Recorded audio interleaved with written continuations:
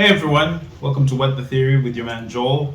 I'm Joel, and this is a compilation episode. I've been working for a while to try and pull together some new episodes. We're going to talk about cars and why I think they are a horrible invention. We're going to talk about AI. We're going to talk about African liberation. We're going to talk about all manner of juicy items and bits. Mumbling my words. Anyway, this compilation episode was just a result of us looking through some of the episodes that we had and realizing that, there have been some great moments. And so this is broken down into three. The first will be the first couple of episodes where you'll see me, sort of try to find my footing, try and find a way in which I could share some of the things that I think are important about philosophy. And just take a look and see what I look like and what I seem like. Don't forget to like, follow, share, subscribe. We're trying to get to 2,000 followers because then I can say at least 2,000 people were listening to me. So come on, don't you want my dad to be proud of me? Don't you want my dad to be proud of me? What's wrong with you? Can you follow? Can you like? Can you subscribe? Come on, man. All right. Welcome to What the Theory. This is episode 1 with Joel. I'm Joel. Why I think this channel is important in terms of thinking through the ideas that we, have sort of taken as for granted, things which you take as common sense, is when you don't think about it, it's very easy for you to subtly just be following by submission what someone else is saying to you. And the reasons for that maybe could be twofold. The first one is fear. The fear of someone's authority, that they're going to hurt you if you don't do something. That's the way we are with our, say, parents and children. Your parents can tell you to do something, you obey doing that thing only because you know that there's going to be a consequence. You don't have to understand it, you don't have to agree with it. And I think that's where that whole joke of someone saying I'm kneeling down but inside I'm standing up when the parent tells you to kneel down, or whatever the case may be. And in that regard, I think a lot of us, when it comes to work scenarios, maybe our governments, there are things we don't truly believe in, but we sort of go along to get along. Now, that's not as pernicious as the second reason why you might submit. Second reason for you submitting is freedom is a very terrifying thing. And historically, what we fought against in terms of wanting freedom is freedom from something. It's freedom from chains, it's freedom from oppression, all good virtues. However, when you're free, you then have the question of what am I now going to do now that these chains have been broken away from me? One of the examples I give is myself as a teenager.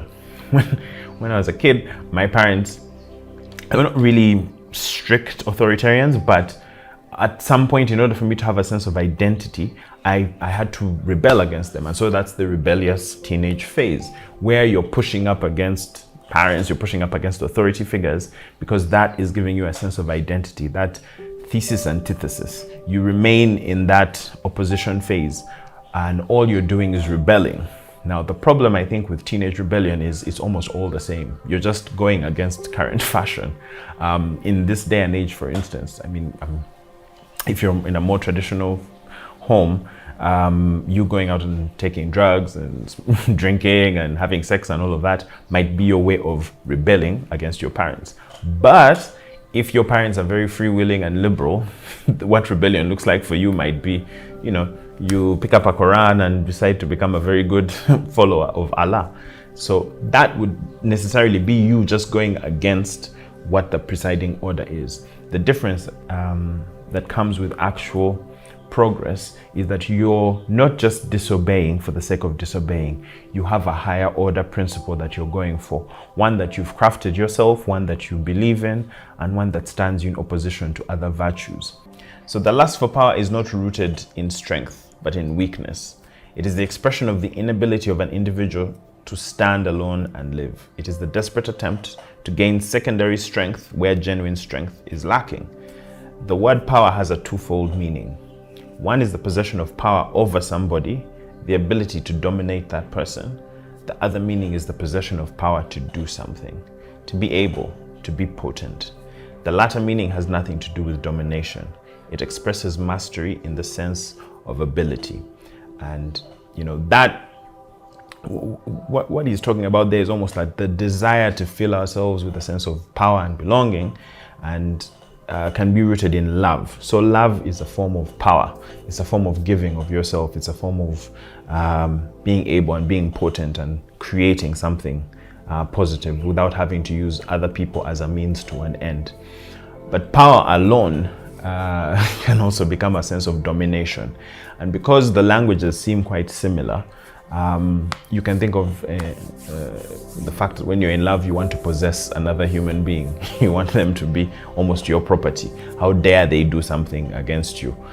You want to possess all of their affection. You want to possess all of who they are. And there are social conventions that would allow for that to be the case.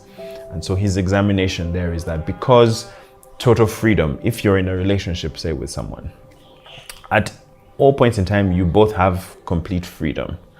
But you exercise your freedom for each other. You're exercising, how can I best use my freedom for this person and them for you? But then to put responsibility on them, to input a sort of mark on them and try to dominate them and try to make them have your will. I mean, you all know the story of like a jealous boyfriend who's trying to control his girlfriend, who's like checking her phone, who's always, hounding her about where she's going, making sure she's supposed to be in a certain place and a certain time. There is a lack of trust in that kind of relationship. And so in that form, the freedom that you have is so unbearable that you have to escape. You have to try and, control it. From the beginning of modern philosophy, which you could say was Descartes saying, I think, therefore I am, right? His reduction of what it means to be a conscious being was that he could doubt everything. He could doubt his flesh, he could doubt that other people existed, he could doubt that he even had a body, but he couldn't doubt that he was in fact doubting, because the very act of doubting required a mind that was thinking. And so that's where that statement comes from. I think, therefore I am. But Heidegger's argument is that before you think, you are. So existence comes before that thinking. There has to be a being that is going through that thinking. And his big question in Being and Time was, what does it mean to be, to exist in the world? And the big critique of that is when you think of yourself as a thinking being, you are separating yourself from the rest of nature. That the world exists as an object and you are a subject. You move through the world, but there is a separation between you and the world. And Heidegger's argument is that instead we are beings in the world, hyphenated. And being in the world means that you and the world coexist. There is no you if there's no world. Coincidentally, there is no world if there is no you. At least from your perspective, the world won't exist. Now, if you think about that, his concern is that technology is a way in which we take the ideas in our minds and create something that is in the world, something that will manipulate and change things around us. And in changing things around us, we think that that is changing only the things outside of us, but not us. But if you are a being in the world, whatever you change around you is also changing who you are. And so technology changes who we are. I might be using social media, for instance, to consume information, to learn, to just scroll and see what other people are doing, feel superior if I see what they're doing, make them, look at me and see me as a consumable item. That might be my reason. I might be an influencer. I want to use, the services for one reason or another to get people to think that I'm someone they should listen to. I could get that done, but at the same time, because there is another efficient cause, it might also be, if they want to get my data or they want to understand how I attach myself to different ideas, that is also one of the causes of social media. Now, why am I talking about all of that? Heidegger's argument is that those causes are not merely enough for you to understand what technology is. Again, if you think about the essence of technology, it is not just technological. This is another quote from concerning technology. The threat to man does not come in the first instance from the potentially lethal machines and apparatus of technology. Those are the things like weapons and machines that are created particularly to harm and destroy people.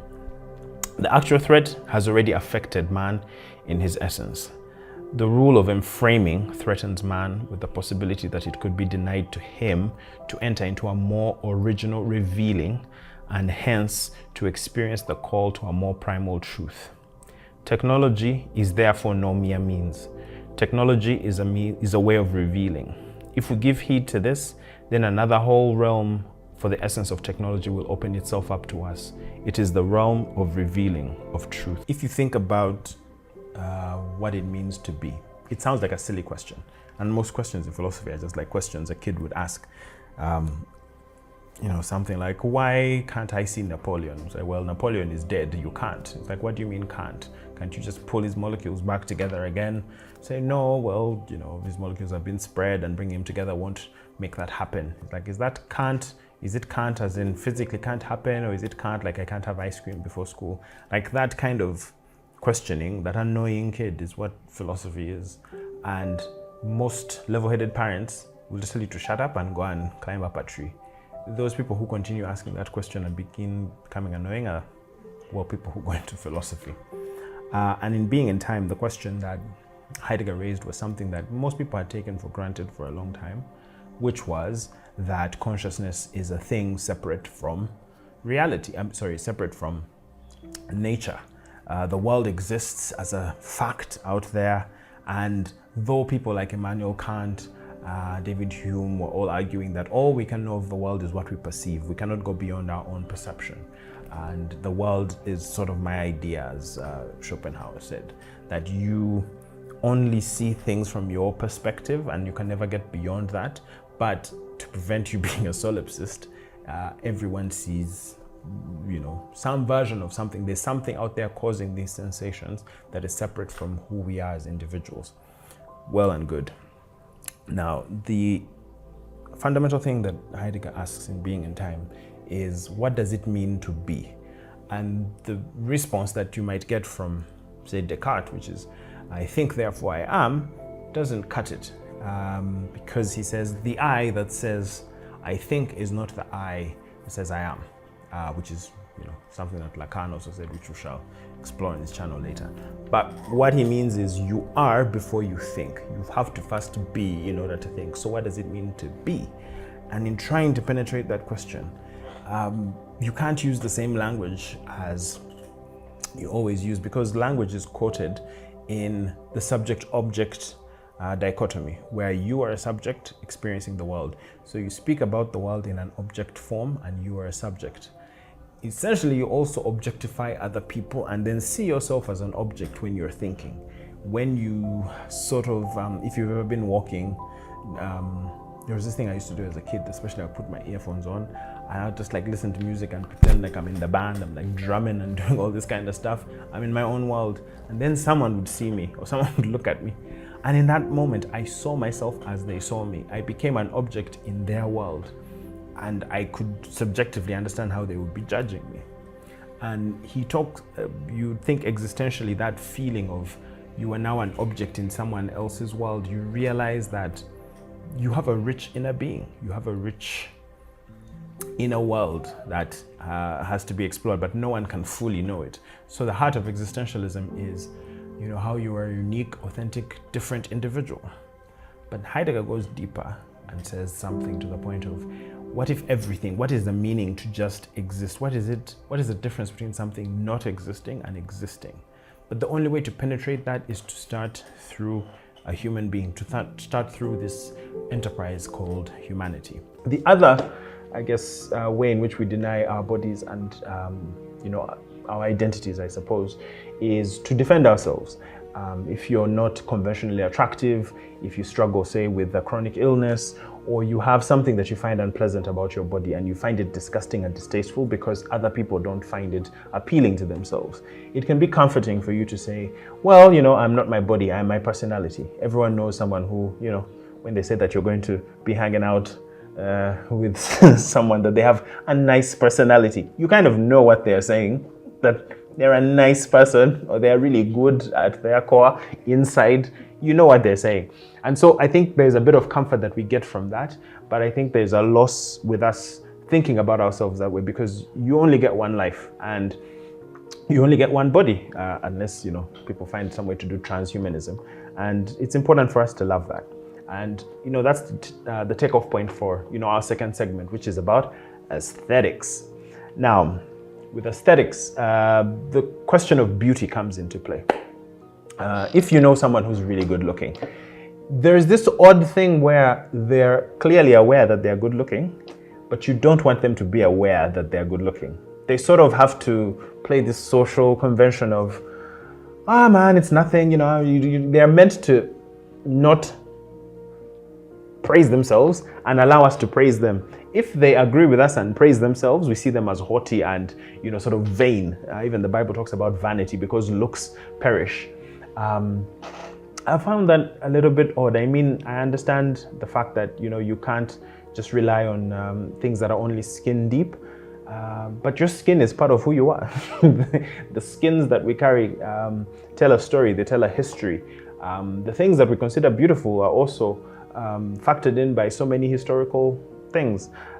If you read in Europe at the time of the Industrial Revolution, just before things were, starting to become really mechanized, having a fat body, shall we say, overweight, having pale skin was considered the standard of beauty. If you look back at all those old paintings, you'll find people who are quite, shall we say, full-bodied, and they, didn't give a damn. Why? Because that was a symbol to show that you had made it. In Uganda, of course, they're the guys, when you see a big belly, it means that that's the guy who's landed. So it may not be aesthetically pleasing to everyone, but it's a symbol to people that, I can afford to have excess. I have enjoyed quite a bit.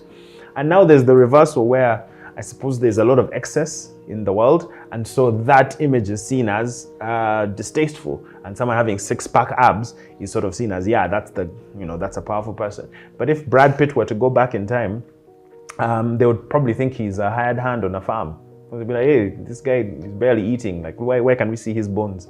So it's the fact that these things are sort of fixed, that there is an objective standard of beauty, it clearly isn't the case.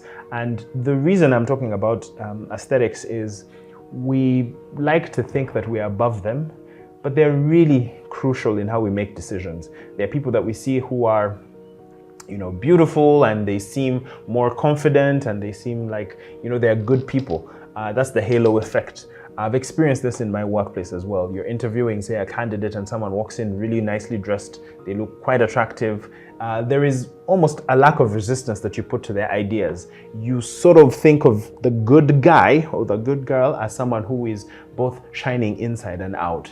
And when you see people who, sort of look kind of shady, may not be that attractive, you have to almost marshal more resources within yourself to be able to give them the benefit of the doubt. So the first point under Christian atheism that I want to talk about is what happens at the cross.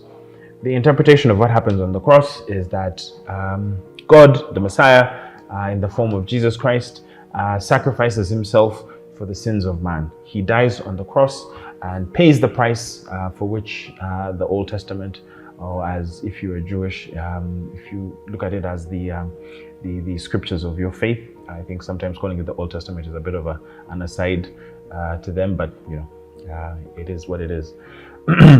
That by dying, Jesus paid the price for sin, and sin entered the world through the disobedience of people, and that his sacrifice then meant that we were relieved of everything. But the more I think about what happens on the cross, the more I agree with the Hegelian take, which is that what died on the cross was not just a man, it was God. And what does that mean, that God died? If you read the blogs I was talking about, I used to find it really ridiculous, and a lot of atheists do find it ridiculous, the fact that, well, Jesus kind of knew that, let me spend a few days in the grave, I shall be tortured a little bit, and then immediately I'll go to paradise and everything will be hunky-dory and I'll be raised up to becoming the greatest. That, I think, is taking Christianity back into a pagan place.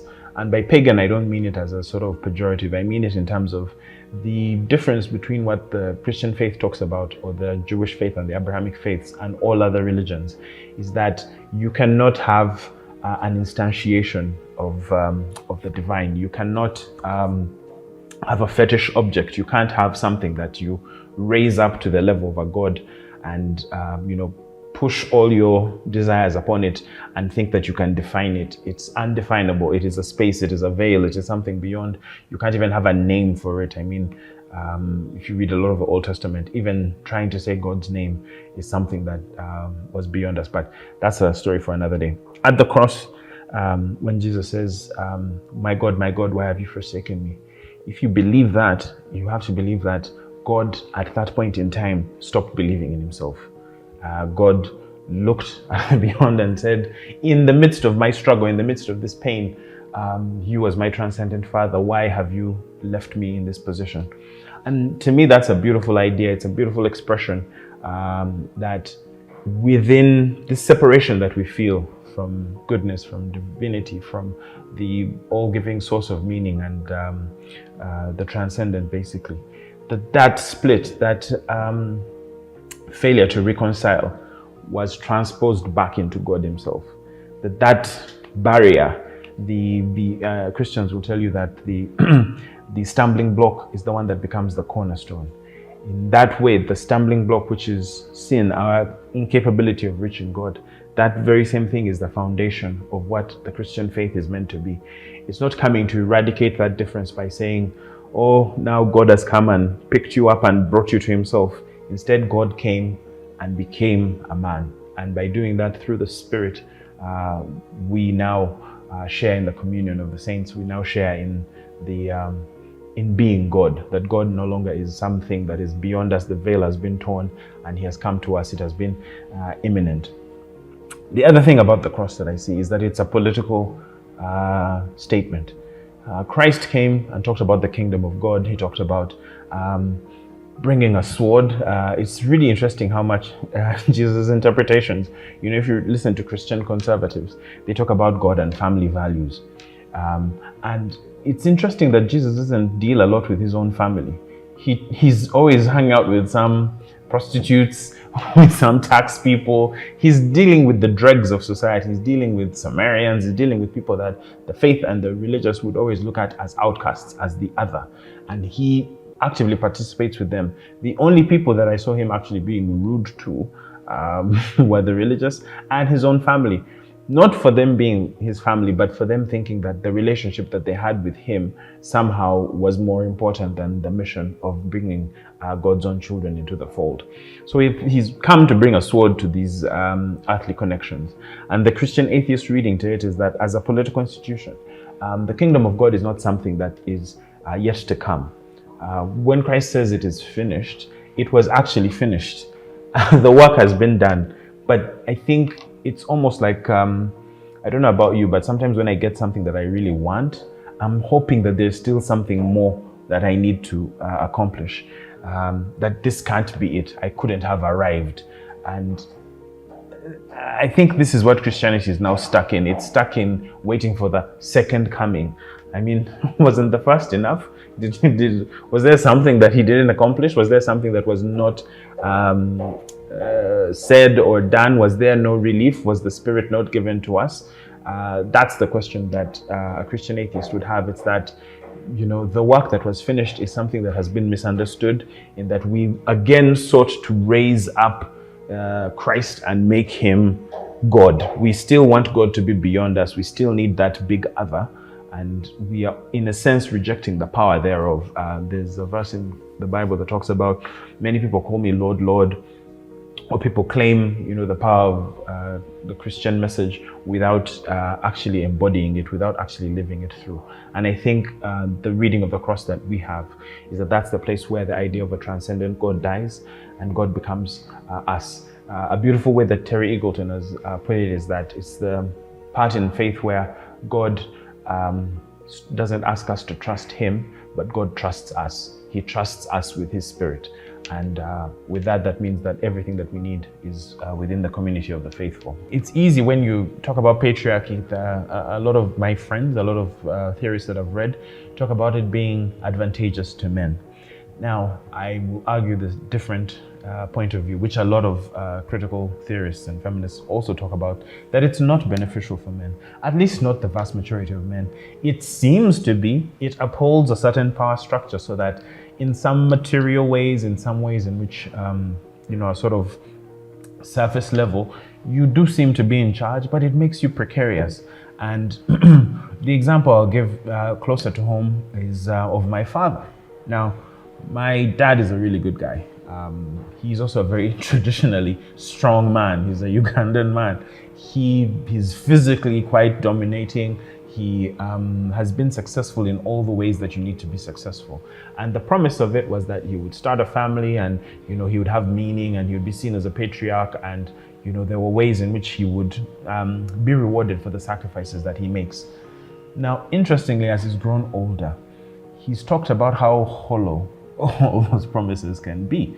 Why? Because rather than freeing you up, these things hold you to the opinions of other men. And that's the thing I think guys don't really understand, how much the opinion of other men holds us down. There's a joke always online about how there's no one who gets more excited at a rich man than other men.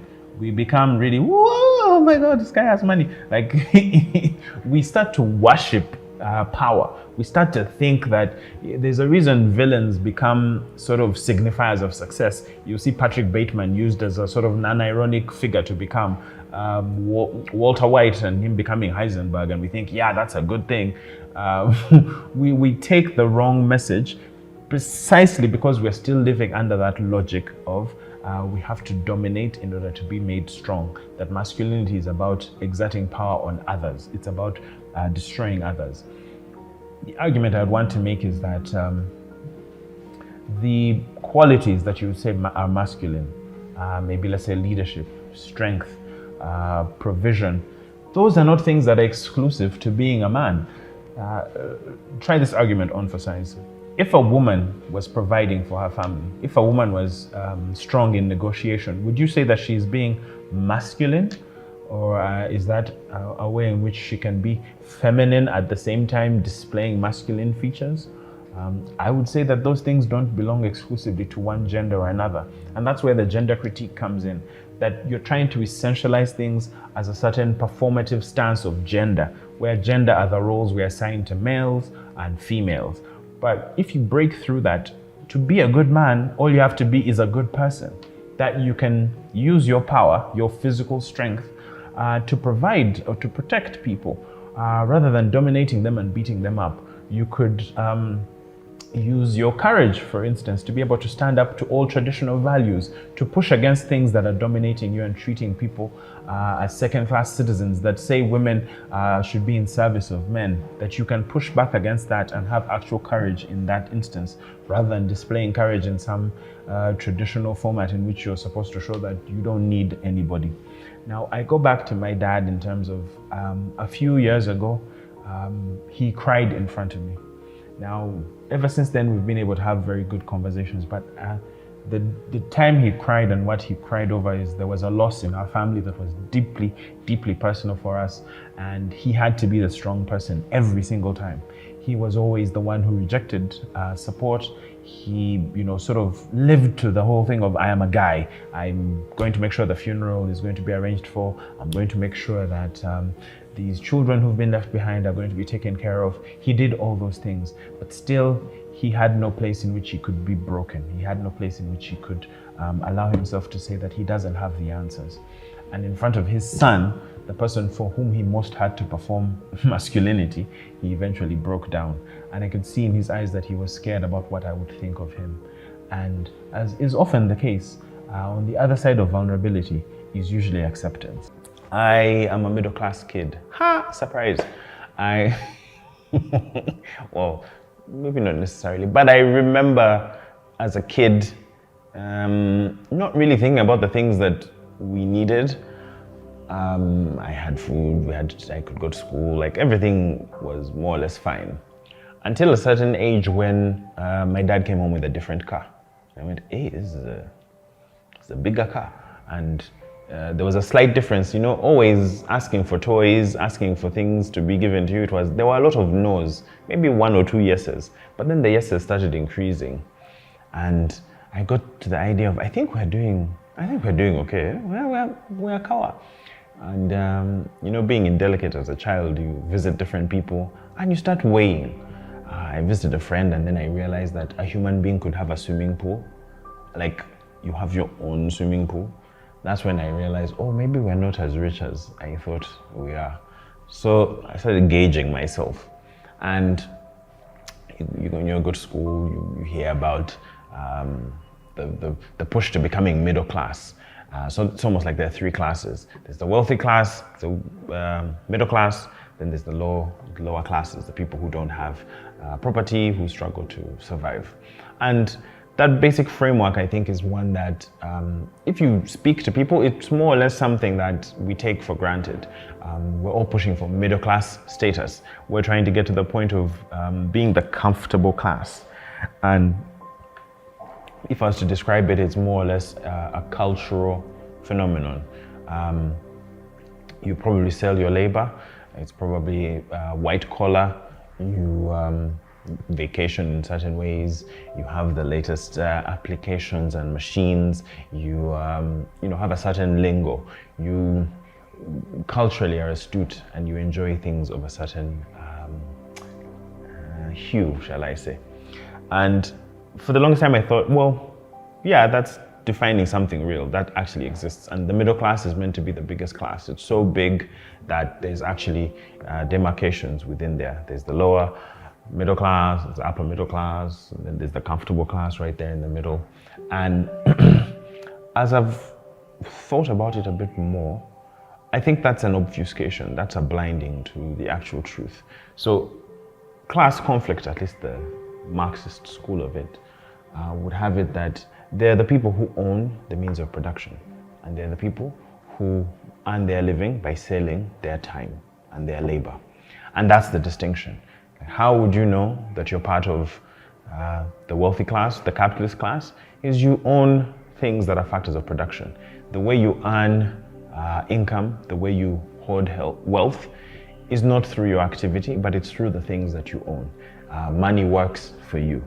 And then if you're a laborer, you have to sell your time. So when you're thinking about how you're going to earn an income, it's about selling your skills. And there's definitely a hierarchy there. There are people who you'd say are in menial jobs, so they bring their physical labor to whatever work that they're doing. If they're a plumber, if they're an engineer, we think of those as more or less blue collar. And then there's the managerial class, which is always selling their intellect, selling their time and their personality. And the reason I think that it causes an issue is if you saw someone, say, living well off, eating in a restaurant, has a number of houses, and you might look at them and say, well, that person is now a capitalist. But the slight difference might be that that person is probably just a well-paid wage laborer. That if you cut off their source of income, they would be done. They wouldn't be able to earn anymore.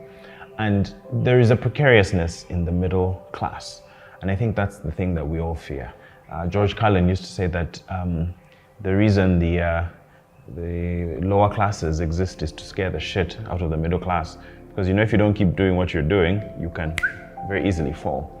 And I suppose that's what capitalist ideology is all about. It's about creating a division. It's about creating a sense that the way things are is fine. I mean, that's just the way the world has always been. Jeez, this book is dramatic. Oh, hey, welcome back. So when the podcast started, I thought it was just going to be me talking the whole time, but that becomes a little monotonous. They talk about content creation on YouTube, and it's a slight misnomer because almost all the content is determined by the format. The platform determines what kind of content is going to actually sell, what kind of content is going to move. And as much as I love the sound of my own voice, I guess people might not like it as much, just only listening to me talking. So I decided to get some guests on. We started with Lisa, first lady of the podcast. And it went all the way through to all different people in my life, finally with PPJ, Pumla and Prima, the two ladies who think they're funnier than me, but really aren't. So this is a compilation of some of the best conversations I've had on the podcast, some of the guests dropping gems, and yeah, took me on my way to becoming a content creator. Enjoy. Hello everybody, welcome to Sunday Reads with Joel. I'm Joel, and for the first time ever in our history, we have a guest. And the This first guest. Rambunctious individual. Say like the first lady. The first lady of Sunday Reads, Lisa. No, tell them your full name, please. Oh, hi, I'm Lisa Kanyomozi Rawoni. And what do you do? I'm a multifaceted individual. I'm an author, I'm a business owner, I run a charity organization, I'm a student, I'm also the hottest babe in Kampala. Why are you speaking like that? I'm the hottest babe in Kampala. Okay. This is my talking voice. All right.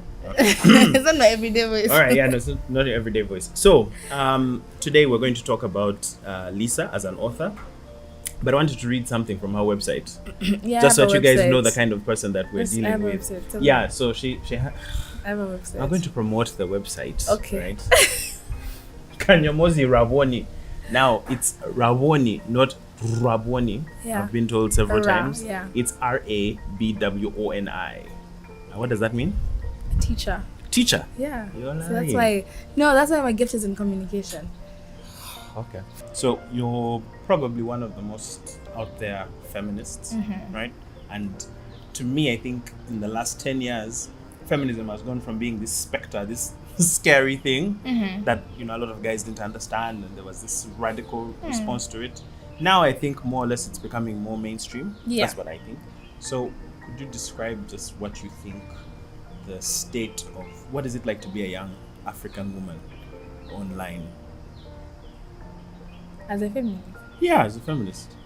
Um Do you find that you I can think- speak about what you want, or do you still hold yourself back? Do you think there's still a dangerous space there? I think I crossed the place where I had the fear of saying what I'm saying. But right now it's at a place where I am tired. Does that make any sense? Does that make sense? Tired of just speaking, and that's why I moved into the work, and I said, okay, this is my talent, so this is how I'm going to use it. I'm going to use communication with a YouTube channel, the book, everyday conversations with other people, the foundation and stuff like that, because there's so many people who just want to argue for the sake of arguing, and I got over it. There's people who still want to work through it, and it's important for the beginning of your feminist journey, but there's a point where you're like, you know what, now you're fat. All right. I mean, that's interesting. I think Yeah. we have friends in common. I like to call them the pioneers of at least Ugandan Twitter feminism, in that I think they created a space where Yes. you couldn't just say anything anymore. Like, you'll be grabbed, you'll be put in line, and it created, I think, a conversation that it's almost like a tree was planted, and now under that shade, a lot of us can now move in. Yes. So, but then they also got to a place where they also got tired, Yeah. which is what you're describing. Saying, yeah. So do you think it's just an endless cycle of different voices keep coming up, like they hold the baton, speak about it, and then move on to other things? Or do you think that that cycle at some point will break, and what you're saying is that in everyday life you have to, be about it and not just talk about it? So I think the latter, because most importantly, your feminism has to be personal, because the personal is political. You will be able to share your views and yell it out, but at a point in time, you have to make sure that even what you're saying is what you internalize as a person, and how you show up in the work that you get to do. Sorry. How you show up in the work that you get to do for your different communities. So it's not like they get tired and move on to other things. It's they get tired and move their energy into different ways of organizing. Yeah. Okay. All right. I think I accept that. Welcome to Sunday Chats with Joel, and I'm here with who are you? Carolina. Carolina. Caroline. Carol. Are you Caroline Agaba? Muhumuza, are you Caroline Agaba? Caroline Lynn Agava. Lynn is your official name. Yo, I thought Lynn was just a short part of Caroline. No. I think my parents were feeling cool. So they were like, Caroline, ooh, Lynn. Okay. And put it in there. All right, I'm here with Lynn Agaba, Yes. and today we're going to talk about the identity and the self. So, start off by telling us who you are. I am Carol. I'm Caroline. That question is confusing. Okay, let me say this. When you meet people, what's the first thing that you tell them about yourself?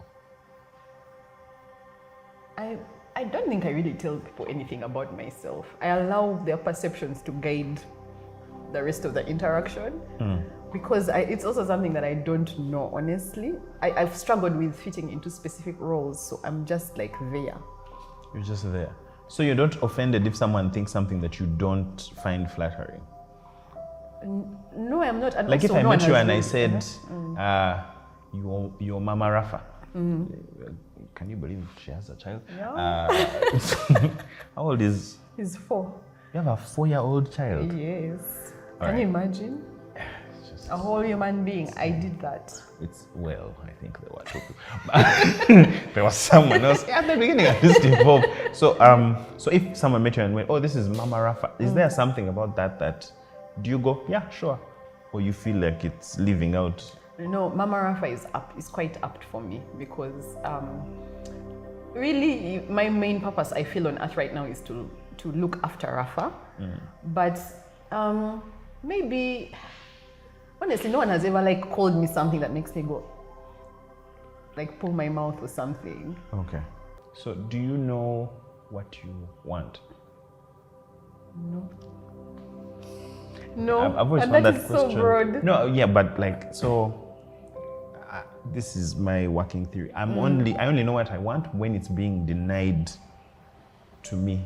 Like, say if I am going somewhere, they say you can't go here. Suddenly, I feel like I want to now go there. But when you leave me with nothing, to then Yes. select, I start panicking. I don't know what it is that I want. Now, the problem with that is when I went into therapy. I'm saying everyone, no? Therapy is good for you. Now, I went to therapy. The thing they were, I think we got to was the idea of authenticity can be a sort of burden because you're trying so hard to make yourself authentic, and then if you go behind that authenticity, you're like, but what does that mean? If you don't know yourself, how can you be your authentic self? So the way she explained it to me was like, just look at what you do and then find a narrative that makes sense of all of that. The problem is I do random things, so there's no story that's It's not coherent. that's coming together. So that's what I was trying to come to you about, because you seem to embody contradictions. Yes, I'm not, definitely my persona, whatever you want to call it, is not coherent even to me. But I was reading a book called Predictably Rational, and it's by a behavioral economist, but he has all sorts of social experiments he does that tie back into economics and how we make decisions. And my favorite chapter there talked about how our brains don't know how to make decisions in isolation. Like we need to compare.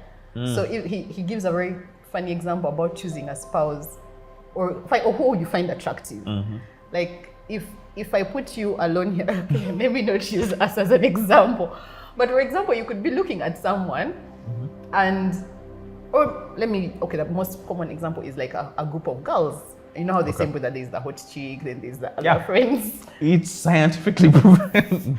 So the question becomes, if the hot chick was alone, seated alone, would people still be like she's the hot chick, or is she hot in comparison? Yes. So he did a social experiment. Like I think he drew a typical face and went around.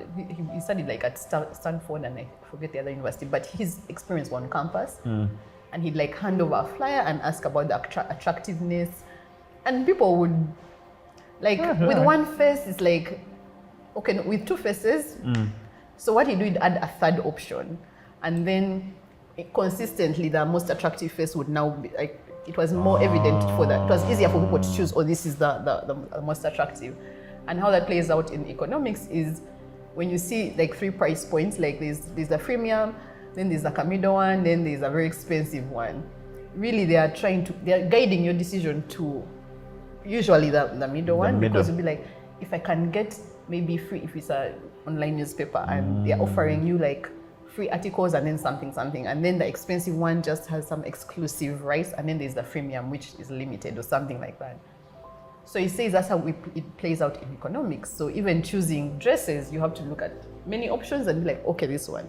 But just one point in your decision-making spectrum is very hard to compare. You can't decide something just in a vacuum. You need some sort of comparison to know, okay, this is better than this. Yes. Or this I prefer to that. Yes. So my question there has always been, as someone who's a married woman, I hear people sort of saying that they had a list of things that they wanted in their partner. Now, for me, whenever I hear that, it's like if I went shopping for something and I wanted to get a chair, I wanted to be black, I wanted to have good support, all of those things. It means that I might pick you and say, okay, this is the chair I'm going to go with. Then the next day I find a chair which has better things. Wouldn't I then, by that reason, go, thanks, I've upgraded? So, as a person who's married, when you guys were going through like marital counseling, do they just tell you to settle, or you have to keep wanting your person to become the best version of themselves? I've always found it's a bit of like, if you can state the reasons you love someone, to me, when you start stating those reasons, you're starting to fall out of love and starting to fall into consumption. Like, I'm getting a product. Yeah. And I think this is something we've not really acknowledged for ourselves as human beings and our relations. Our relationships are not as, what's the word? Transcendent, or... It's not like the R&B music we'll be listening to. Yeah, That's why we really like it. isn't. We are consuming, for lack of a better word, products of each other. Because the minute one of those specs goes off, the relationship starts to falter. And then, yeah, I really don't, that's the best way to put it, because you're like, okay, you fell in love with this person as they are, but relationships are transactional, really. At the end of the day, you're getting something. I keep saying the only love that's unconditional is God's, and we don't know where God is when we are suffering. But He's carrying you. You get, like, that is unconditional love, because not asking for anything from you, at least according to the Christian story. Yeah. But human relations just have to be transactional. And the question becomes, is that a good thing or a bad thing? I think it's okay. The only kind of creature that can exist totally independent is a god or a beast. Like a warthog can just be there. It doesn't need, there's no affirmation. It has no social structure. And a god is above all these things. But to be human, like, when I ask you what you are, everything that you mentioned has a social relation. And I think the reason shame is felt, I mean, if we could be totally independent, we would never feel shame. Shame is me going, that person is judging me. And their judgment might be correct. So there is no way you can exist without having someone who sees you. Yeah, it's that need to be seen. Yeah, so this is why identity comes, like, I need to be recognized. Like, there's a part of us that is always outside of us. And you feel lonely. And that's why even in relationships, you can be lonely if you don't feel understood or seen. One of the darkest things I heard about relationships is that no matter how close you get to someone, they can never experience what you like subjectively. They can never know quite what you're going through. Words will always fall short. Emotions will always fall short. So you just have to reconcile yourself to the fact that there's always going to be some loneliness that you carry with yourself in the world. That sounds very Alain de Botton-ish, because he has this book, The School of Life. Please look for that book. Anyway, and he talks about how no one was meant to experience the fullness of you. You are too much as a... Like, if you carry all your things, and then you're like, please have them and share them with me. Then also the other person brings all their things, hopes, dreams, fears, pain, It's too much for anyone to handle. Okay, maybe except a parent. Like I said, I feel like a parent, you should. You're the one who brought your child into the world. But your fellow adult partner that you met in adulthood, that's difficult. And then back to your question of friendships. I think for me, friendships fill that void, that need to connect. So I understand someone who is trying to bring back, what they're looking for really is the way we connected that time, the way we felt, or you made me feel in that moment. Yeah. And it takes some sort of self-awareness for them to find other ways to capture that feeling. Because if you keep looking for it in other people, I mean, yes, we are bound to look for it in other people. We can't help it. But then I think that's why we need other. For me, I find it in books. I find it in music. I find it in concerts. Chidula. She's getting ready for Shiba. Whenever I'm alone at a concert, in that moment, in that crowd with everyone, all that excitement. I've seen you dancing when no one else is dancing. For me, then, that is where I will feel that from. And that allows me, that having that ability to find it within myself or within like things around me that are not necessarily people, has freed me now from the burden of like trying to force my friendships to be things they no longer are. And then that leaves room for the friendship to become what works for the individuals at that point in time. But I really so that the whole business and like I was saying when we were chatting earlier, we have to understand that things are changing, and that thing that you're looking for, just find it somewhere else, because you cannot extinguish it. It's that need to connect. Yeah. So for me, I found that I find it. So I've gotten my books and my music. That's where it is. And then whoever joins me, finds me on that journey, great. Like it will not be by force. Yeah. So dear friends, you've heard, find it somewhere else. Find In a your gentle, joy. loving way. They've told you don't stress us. We are adults with our own things. But be intentional about your friendships. But if your friends are unavailable, it's okay also. Any parting message for anyone experiencing ennui for any reason, either they're in a bad relationship or they are in church and they don't feel reconciled? The several things that you've been feeling. But several things I've been feeling, oh my goodness. I don't have anything wise to say, except that for me, my greatest comfort has always come from knowing I'm not the first. Like these feelings, these questions, this ennui, all these things, someone else has experienced them. And if you can't find such people in your life, like I was lucky to find Joel. Is it that some prominent people need to wear more African fabric? I know, like in Stanbic, for instance, where I work, the CEO makes it a point to wear a lot of African fashion also when she can. So she's sort of like, since she's a prominent person, it becomes more, this is more normal in business. You know, we even have celebrations where like we dress African, and that doesn't mean all of us have to wear a change. That you can have, it's the colors that you can use, you can wear different fabrics. So maybe you have some thoughts on what we can do to make it a lot more prominent for people to buy outfits like yours. Okay. Yeah, so I feel like there are a lot of players that would essentially have to work together. First of all, to bring the cost down. And by that, I mean the access to the fabric. Fabrics are very expensive. And the competition that I know we cannot deal with, like you said, for you to be patriotic, you also need to be rich. You need to be able to afford a dress of 150K, 200K, which is not your average Ugandan, is not going to be. So for us in the industry, I feel like if the taxes, first of all, and the fabrics go down, then we can bring in more fabric and we can be able to make these kinds of dresses cheaply, and we put them out faster. Yes, now for the African fabric, I feel like it has been overdone, if you ask me, and it's very good. Are you saying it's no longer creative? No, it's very creative. It's rich. I mean, it's rich, but you've realized when you close your eyes and say it's African, in my head I already know what you're talking about. Yes, I know. Yes. I'm like, I know the colors that I can. Exactly. You'll remember the daishiki and whatnot. And you've noticed that we don't really do that. Okay, we don't really use.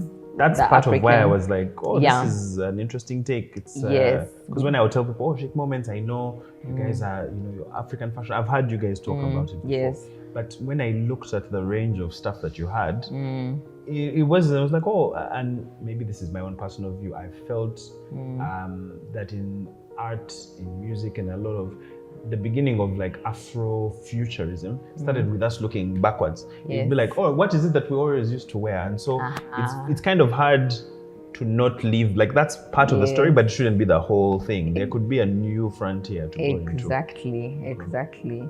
Yeah, so it's nice and colorful, but I feel like there are many people whose fashion taste is minimalist and you just don't want to have so many colors.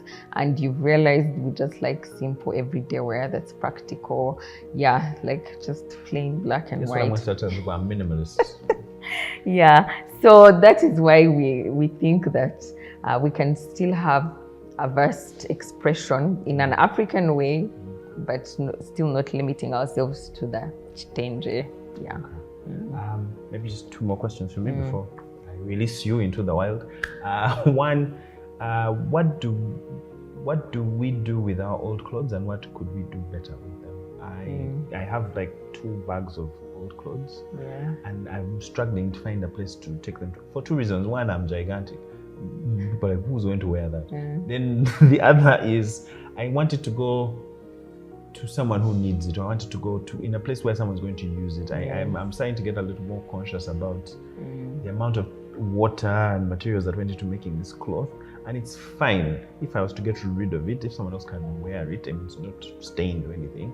I would prefer it goes in that manner. So do you have any tips? Do you have any ideas about what should be happening in that regard? Okay. So in that regard, I've seen several drives to like donations, and there are organizations here and there that collect people who want to give out clothing. And but what I've seen, okay, I can't speak too much for the men, but for us ladies, I have seen interesting ideas like fashion swapping. Oh. Yeah, so fashion swapping is where you come together as ladies. So I have this dress, maybe I've worn it and I feel like I don't really need it that much. So I take it into the swap. My other friends come with their other items that they feel like they don't like that much. And then we come together and we swap around the items, right? So actually I remember Rebecca, I don't know if you know her, she used to do something like that. And it was really awesome because now you come out of that swap with something new, and you've also been able to give out what you felt like you didn't need. Okay. But then also at Chic Moments, we were just trying to help people to, I should say, what can I say? Like building a practical wardrobe that then you won't need to keep overhauling it. So you build a capsule wardrobe where you have your staples, things that you always wear. A capsule wardrobe with staples. Tell us, please talk to me like I'm a simpleton. Welcome to Sunday Reads with your man Joel, and today I have a not so special guest. He's kind of special. My feelings are hurt.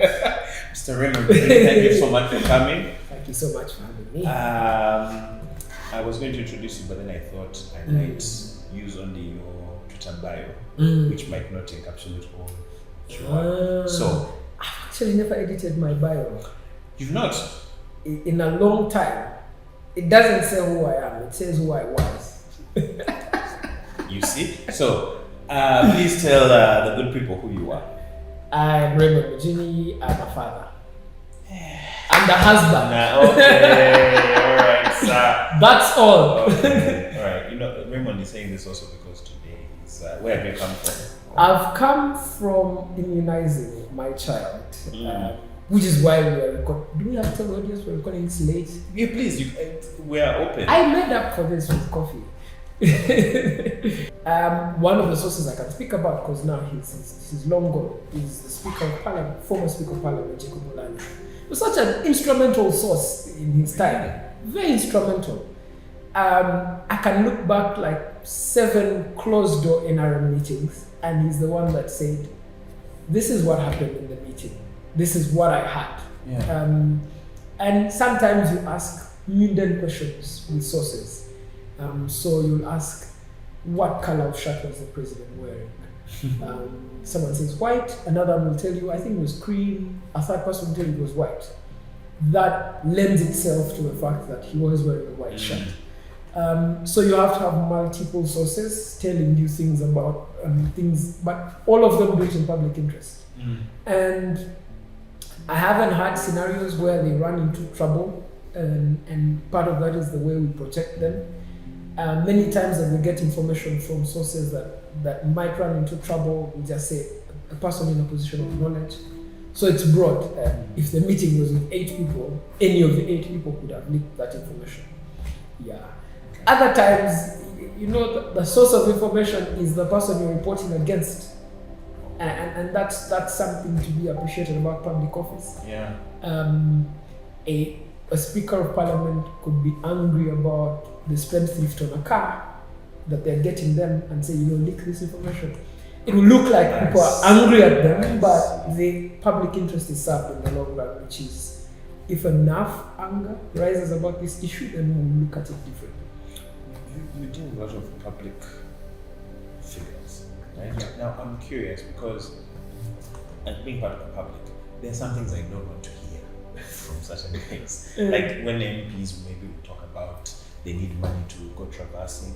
When I'm in my kind of moods, I sort of understand what they're saying because I've been at events and MP shows up and everyone's expecting them to just like pull Dish out somebody money. on van and just dish out money, and that's going to happen everywhere that person goes. So I'm curious, do you see the way you've described it? You've sort of humanized them. I don't know if that's the right word. Like you can see that there's a situation in which even if you're trying to be an upstanding person, there's some issues that you're going to be facing. So I'm curious, do you think we take it too far in terms of the vitriol we give towards politicians? Is that's just their job? Is there something we need to understand to help us pick maybe the good ones from the bad ones? What's your Anger is such an important aspect of public affairs.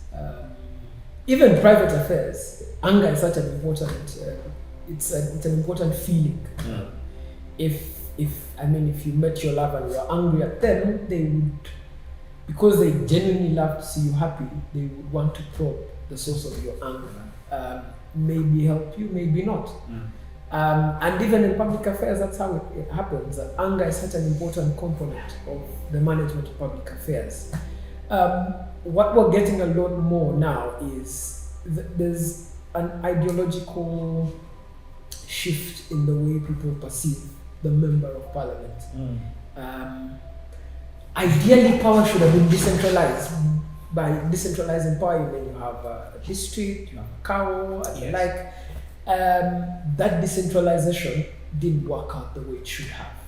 So MPs have become the source of decentralization, which is if Joel comes from Fort Portal, he doesn't want to know the mayor of Fort Portal. He wants to know the MP because that's who you hit at the most.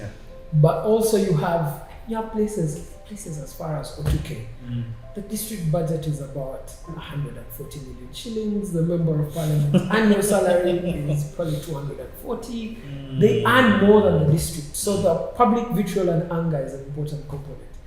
But even in the solving of the day-to-day problem, it falls back. The MP is the leader, the anointed leader by the public to solve a problem.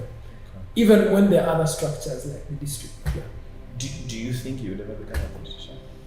I'm putting you on the spot. I do not honestly think that I will ever seek public office. In the sense that it's structured in Uganda, which is that you go out there, seek votes, get elected, and then sort of deliver on this heaven and earth manifesto. I really don't think that I'll ever do that. I guess that I play my part in public affairs, which is bringing enough information to the fore. I'm drifting a lot more now into policy and policy formulation, and that's good for me. Does it mean that I will run for the presidency? No. If I'm appointed prime minister, would I take it? Maybe, maybe not. It will depend also on how my wife feels, how it's not how just the children feel, how they feel about it. I have talked to PKs are the terminology is pastors' kids. Our pastors' kids. They even have names. Most PKs I've talked to had a very rough experience with the church, with church abuse, with church culture. The expectations were grand, and most of us were caving in those expectations. And the expectations also were from our parents, for the majority of them. And so the PKs generally tend to rebel against the norm, the pressure to be something they feel they can't be. And so I am going to go against that and be something of my own that I am. And it is more so in this generation, the individualistic ideologies that have been pushed forward. And we are sent to school, we are told to be something, and then we come home and we're told to be something else. and there's cognitive dissonance there. There's a lot of craziness. But for me, my dad really modeled a faith that I found was unique. First of all, his testimony of how he was before he found God. And it's not just him, there were many other people that were corroborating that. Had this thing of, your dad crazy? It's testified. Yeah.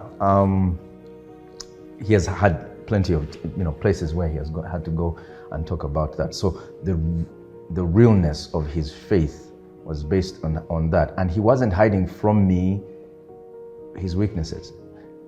So much that he would come to me and apologize, something that was rare. You'd apologize to him? He'd come to me and say, son, I'm sorry, I did this and it wasn't right.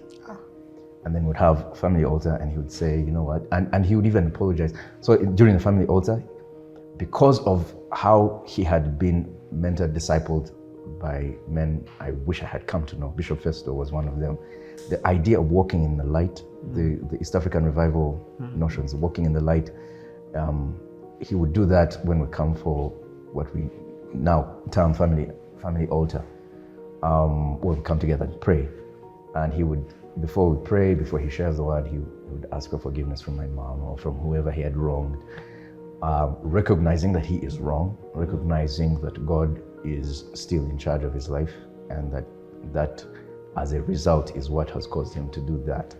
And I observed that growing up. I didn't know the effect it had on me until much, much later, years later, when I realized that when I came to the existential crisis and questioning the Bible and questioning all of this, the reason I held on to what I am holding on to now was because of the experience I had with my dad, the experience I had with both of them really. My dad and my mom were really,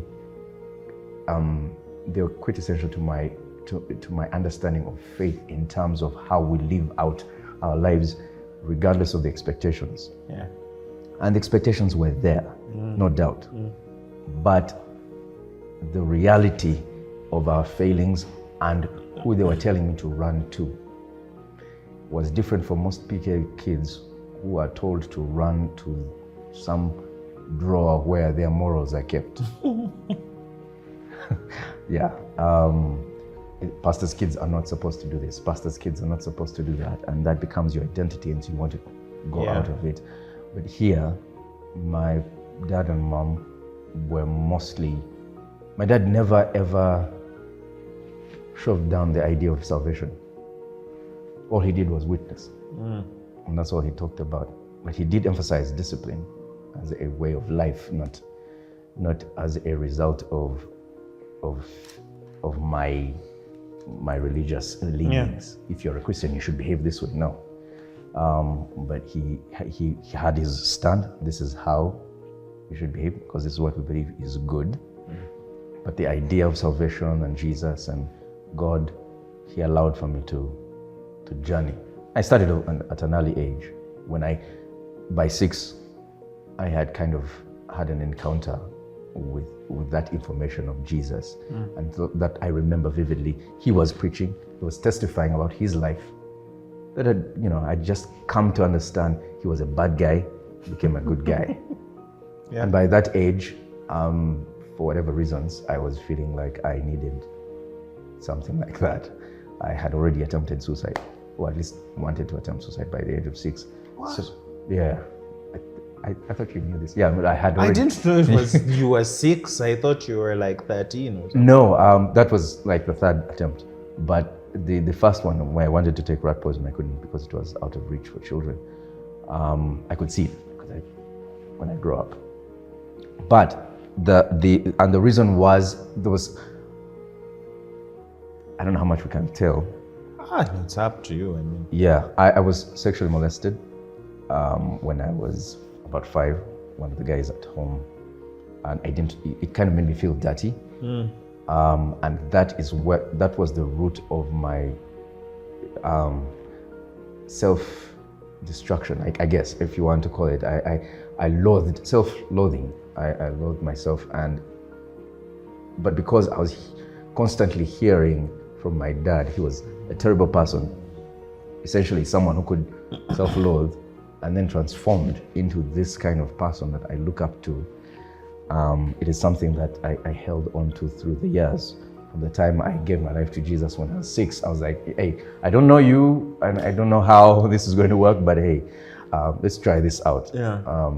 And for a period of 10 years, I was struggling with the self-image and my identity and all these things, but I still knew who to run to that seemed to be beyond my parents, seemed to be beyond this. There was a sense of, okay, so I guess there's still hope. And so the other attempts of suicide were more to do with, let me quicken the process of dying so that I can Go to the sweet thereafter. Yeah, go to the sweet spot. You were very serious. Let me tell you, the thing about Gideon is he was so serious. You're the most serious young person I ever met. And people think you be joking. That's the weird thing. Like I don't know how to express it. You can take things with levity, but you take life so seriously, especially your own. Yeah. So I can imagine just how much thinking you're doing. But to the point that you're making, the thing I've always found revealing about Christianity, or at least about faith, was that it's about a traumatic encounter with something outside of yourself. Now, I've experimented with all other forms of belief. I've looked at them, and I get this feeling that we right now have this thing of, if you need to find authenticity, you find it within yourself. Like you go off to a mountain somewhere and you look in and you find authenticity. So I've tried that a lot, but I keep telling this story. Maybe I'm mad. I remember looking in the mirror and trying to see what I am underneath all of this. And it just became a tautology. It's like you just keep looking and you just find more and more of a mask. Like I am my own mask. And the thing I've always found interesting about Christianity is all the way from Jacob to Abraham to Paul, they didn't go somewhere, sit down, look inside, and then find truth. Like they had to have a traumatic encounter, and then it's Patricia, my late sister, very, very wonderful person, the most understanding, I think, of all of us. Very liberal, very exposed, loved God as well, very, very much. She was really a stunning human being. I don't know how else to describe. Also, it's a bit emotional, so I'll try not to. But she was great. This is an emotion-friendly song. No, you don't want me to cry on your podcast. You can cry. Even Mel cry. Oh, bollocks. But I'll even get Senyika. No, but of course, so Joel knew Goody as well. Yeah. She's a very, very smart person. She liked acting. I don't know why she never became an actress. Yeah. Remember, she used to do plays and stuff in Maryhill. Yeah, and she entertained my stories. When I would say, I've been dreaming about being the rabbit and I'm running against the hare. She'd be like, so how's the hare running? And now that I think about it, I was a little kid just trying to get attention from her, and she was... Yeah, and she also could sing. She had a really, really beautiful voice. She really should have done that. But yeah, so that's Goody. Her nickname was Goody. And then after Goody is Fiona. Fiona is the A-star stellar student. Fiona, shout out. She studied human genetics and economics at the same time. She lives in South Africa right now with her husband and her child, Tamu.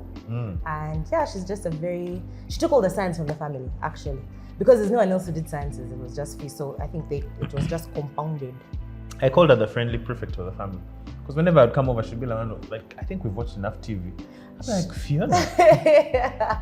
Not enough TV. Yeah, she'd be like, there's enough TV, let's go and get some Let's air. go do something Or let's else. go and do some homework. Friendly prefect. That's true. That's true. She's very, very nice. Anyway, all my siblings are nice.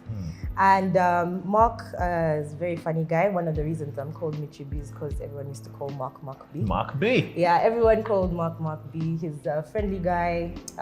He has 2 kids as well, and Lorraine is his wife as well. Just a stand-up guy.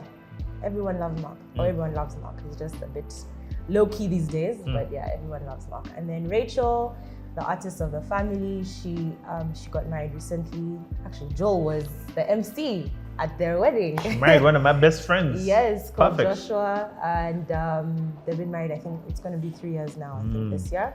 Got married in 2020. She's the artist, she does interior design, she has a company called Umbaji. And and then lastly me. They save the best for last. You know? Uh-huh. Yeah, as the last one, but then come just down to me the, I'm not married one. oh Lord, come now. No, it's fine. We are unencumbered. We are still living our lives. I'm dead. It doesn't mean that we don't have love in our lives. You have love in your life, right? I do have love. You're in love.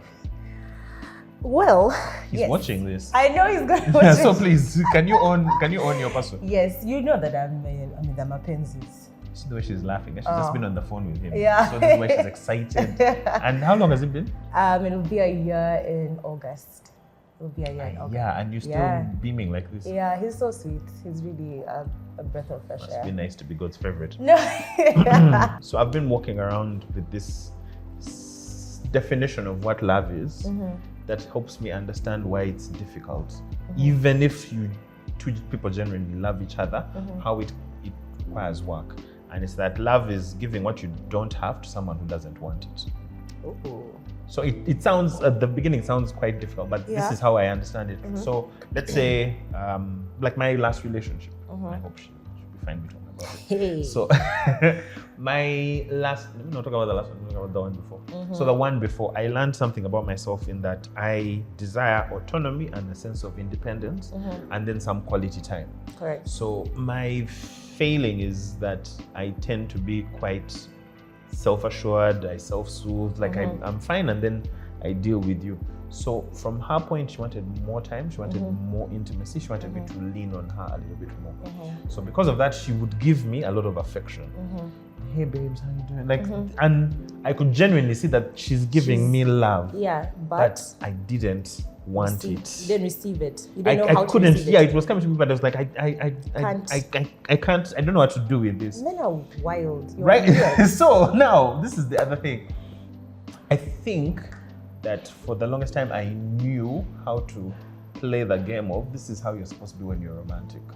So I know, buy the flowers, I can do all those things Flowers, because buy that's the what flowers. she wants. Yeah, Right? So but- it's easy for me to know what she wants, but she didn't know what So she I didn't- wanted. Your love language, basically. Yeah, to a certain Yeah, extent. yeah. I think it's almost like there's a time she bought me scented candles. Aww. Right? I was like, this Love is a very sweet. candle. But then I was like, she used the candles. She's like, these are your, this was your gift, right? Like she got it for herself. She wanted your house to smell nice. Exactly, right. So now I think there was misrecognition there. There was misrecognition in that I loved her, and so I was giving her what I would want. Yeah. She was giving me what she wanted as well. Okay. But neither of us wanted the version of what we were giving each other. And So, but did our you have the relationship only conversation? became healthy. Yeah, so it only became healthy when we confronted Okay, that. cool. And then with the other danger was we thought that just because we've spoken about it, it's going to change. And Not so at that point I necessarily. learned it's like it's the habits, it's what you Yeah, do yeah, daily. absolutely. Like let me make it a habit. Like every day I'm gonna she loves words. Intentionally. So let me find something intentionally Yeah. and genuinely to say about it. And Yeah. then when it becomes routine, Yeah, then it's it no longer becomes- an effort. I'm yeah. like, this is how I sustain this relationship. Yeah. So I've said all of that to kind of say what are the rituals in your family? Like how have you guys, I think you guys are closer Yeah. than me and my siblings. Yeah. And I think part of it is because for us, we were all like independent, and that Yeah. independence has meant I do my own thing, you do your own thing. Yeah. But when we come together, there's almost There's does this work for you? Yeah. Like we still have to renegotiate Yeah. those things. But I feel like you guys, I think we're very close, that's true. We speak probably every day. I talk to Rachel every day, of course groups and stuff, but that doesn't necessarily mean you're close, because just chatting is one thing. But I think even growing up close-knit, yes, we used to do everything together. Yeah. And because mom is, like I said, a counselor, psychology and all that stuff, madame books, always. So she gave us the opportunity to be friends as well. She allowed us to nurture our relationships. And I mean, we always, as siblings, would fight and everything, but we're actually I think we treat ourselves like friends as well. Mark, Rachel, Fiona, Goody as well, but even with mom. Because mom, I would say, is a friend. Because mom, first of all, mom has met all my exes. all your people. All the exes, and she's one of those and she's open about it. So I remember I can't remember who it was. Actually, I remember, but I'm not going to say. But there's someone that I was Identify dating. them. I will not. There was someone I was dating, and mom is like, oh, she kept on hearing this name, and she's like, okay, so are we meeting him? Is it serious or is it a fling? Like, this is mom talking. So imagine how free that relationship is. And if you have that relationship with your parents, of course I wouldn't talk to dad like that, but kill me. But yeah, so talk to mom like that. So imagine if that's a relationship I have with mom, how easy it is with a sibling. He starts using the other F word, and that's what I realized. One of the things I think it was, I'd like to do it again. I'd like to write something again about that, like now from a grown-up point of view. It's okay. Just to stop and say, I think now that this is going to go on the interwebs, there's going to be pressure for you to now write that, because the reason I asked about that is you have that perspective and you can revisit it now after all these years. Yes. And I suppose what you were writing then was, for me, the things are cringe because usually they are very honest. If you forgive the pad, they're very honest in that when I look at I'm just trying to for masculinity, for me was always, I needed to show that I could, like, I was a man, like I'm a serious guy. But we're all trying to desperately be the man. It's just, I think now, at least with my closer male friendships, a lot of that facade is dropping down. Like, you don't feel like you need to show that, man, yeah, I got everything sorted out. It's more like, man, life is kicking my ass. Yeah, you grow up and you start realizing that, you know what, it really isn't about who has the loudest noise and drinks the most beers and belches the loudest. Of course it's me, but I mean, it's really, because I think it's really not about the beer, it's about the whiskey, and you don't just shut it. yeah, of course. Exactly. We're men of class. Whiskey. You were writing this novel, you abandoned it. Then how did you become, well, I guess, I don't know if you ever thought of yourself as, I am primarily a writer of features in the newspaper, I'm a writer in the press and the dailies. Is that how you saw yourself? Because again, you're also part of the blogging community. So I always saw you as having different facets to the stuff that you were writing. But what I never knew was how you described yourself, how you thought of yourself primarily. Or is that even not a concept you were concerned about? I think what happened was I became famous. Because it was a long time ago, so some of the guys watching this probably don't know.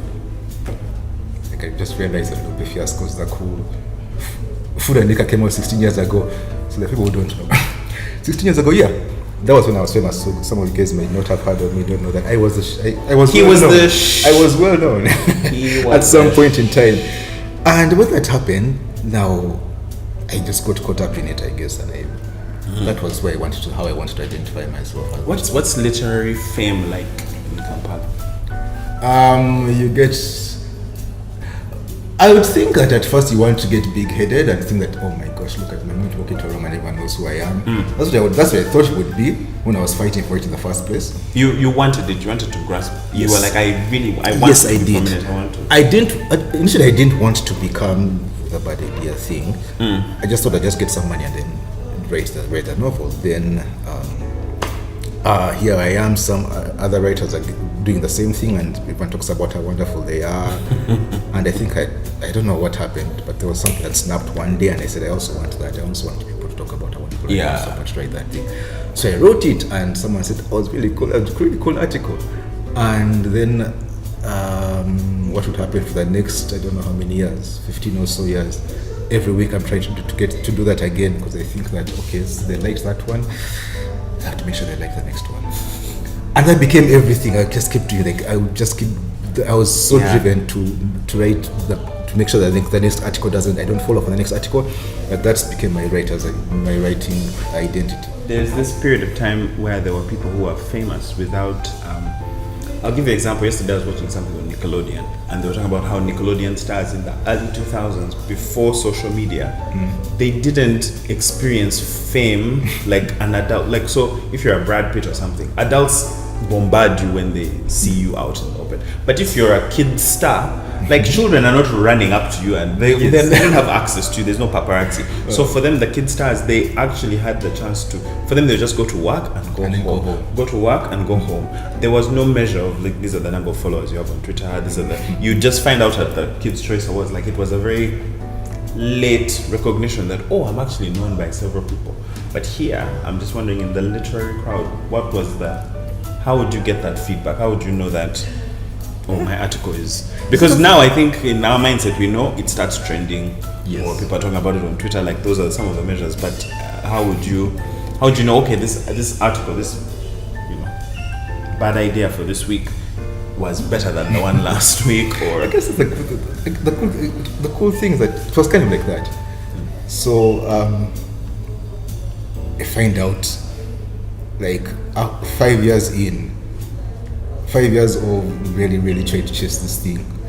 It's when you realize that people have been reading this thing for 5 years. Like you bump into some. That's when you start bumping into people. Say, hi, I'm Ernest Watson. Yeah, I know who you are. This guy, you're a bad idea. I like this one. So you come and then you just all of a sudden you want. I would think that I would be popping my collar when that happens, but instead I would be like so gratified that oh my gosh, someone actually read it. Can I buy you a drink? Would you like? Can I get you? Do you want a ride? Can I? I didn't have a car back then, but I just feel so gratified at that time.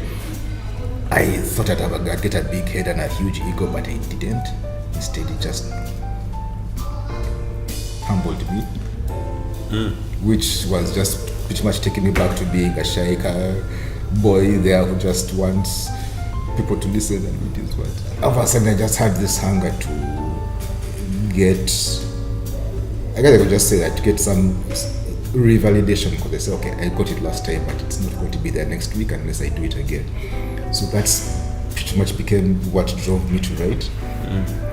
Forgot about the novel. Forgot about writing something that's meaningful or something that is actually honest or sincere.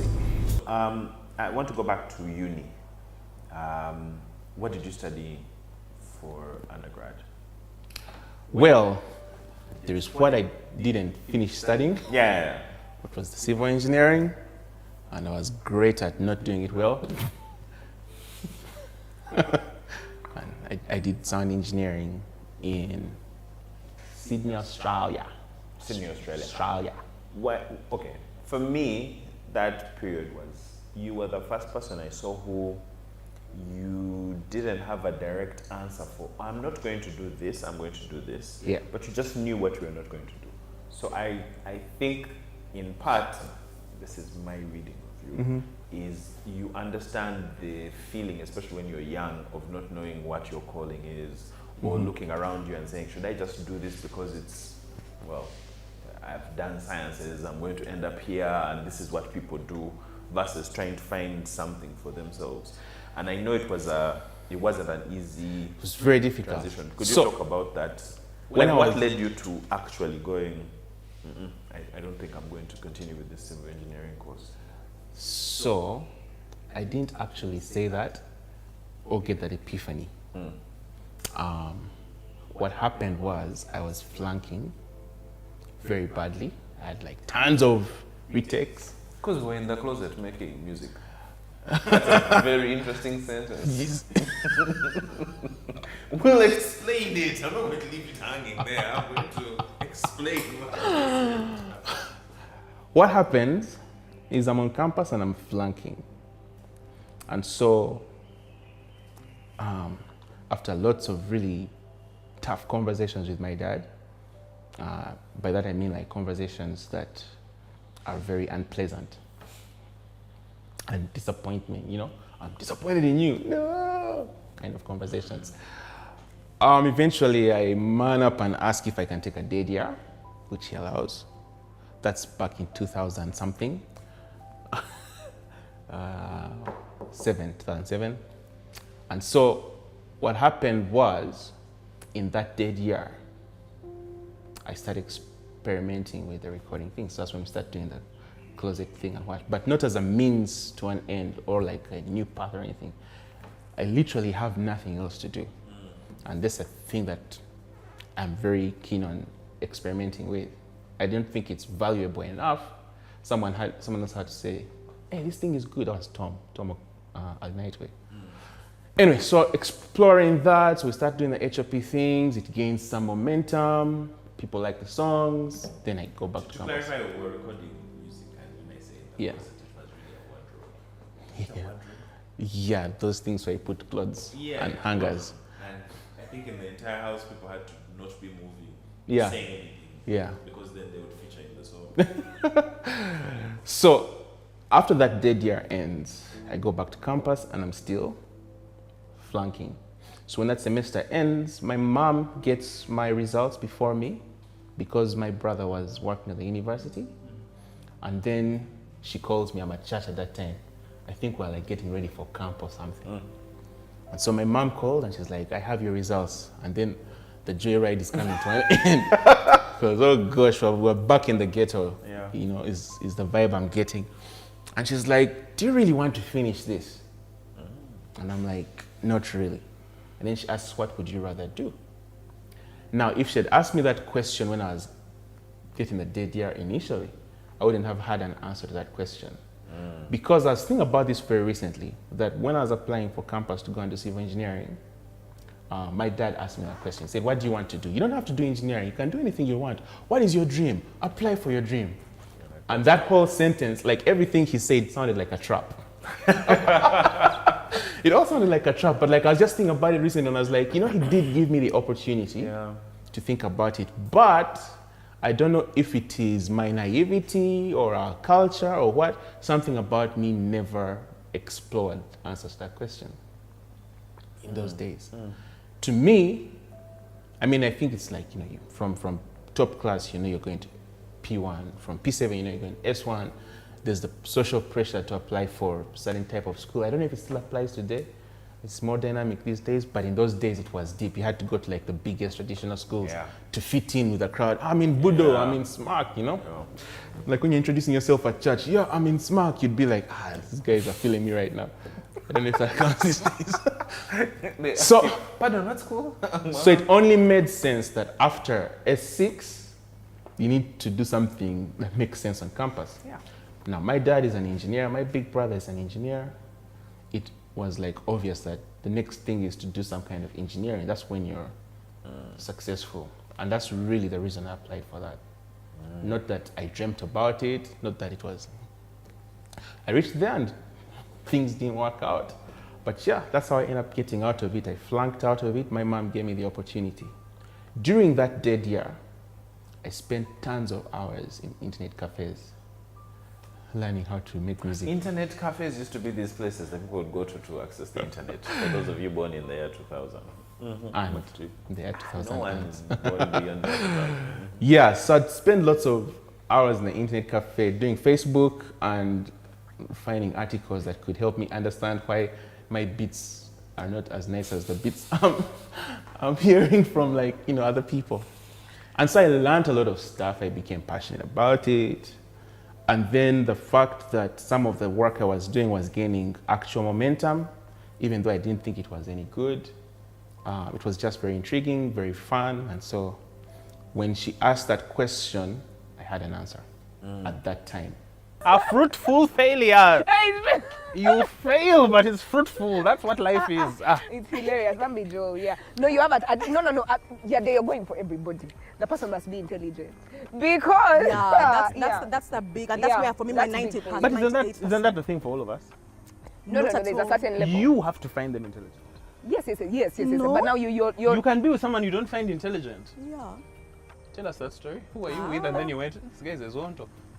Not zonto. You But must not- have some level of smart, but not intelligent. I actually don't do really well with very intelligent I think I've people. heard you say that before. I don't. She told I us date that Yeah, she told us, sapiosexuals. Like I date men Who find me intelligent. So you have to be the intelligent one. always. So once he's reading, you're like, that guy is about to get out of this relationship. Yeah, he's you're overstudied. almost out that. Yeah, you're like, you're over Yeah. here. And I said, no, Yeah. When I is was that actually talking to my fruitful sister failure? today, and I said, I don't want to have that discussion in my household about with national We don't have council debates on or things. higher education Yeah. has expired our courses and what the government is doing Yeah. about it and how I want someone who will tell me, Banange, the last person to leave Uganda, remember, switch off the lights. And that's me, that can be I want. I don't want to debate in the bedroom. Yeah. No, but intelligence to. is not only shown It's by not that. just content, not it's just approach. It's approach, Okay, yeah. also, I was on the intellectual intelligence. Yeah. You're Well, talking I thought about that's the you're one talking we were about talking you're about. talking about book smarts. Me, I'm talking about Generally. someone is generally Yeah. smart in the way they relate with you, the way they relate Emotional with people, intelligence, manage their that's the one things. thing. Emotional, For me, not it means just yeah. the emotional intelligence. Okay. The other part, isn't it that intellectual intelligence? no, IQ? no. What's your gauge of intelligence? Intelligence is. Are you getting what talk you want out about, of life? No, we'll probably talk about Probably you see you this can one. you have an opinion on almost every topic. Is that intelligence? That's intelligence. Yeah, okay. That's okay. a wiseacre. Okay. Do you know there are different levels? There are wiseacres, there are geeks, there are nerds. Of course.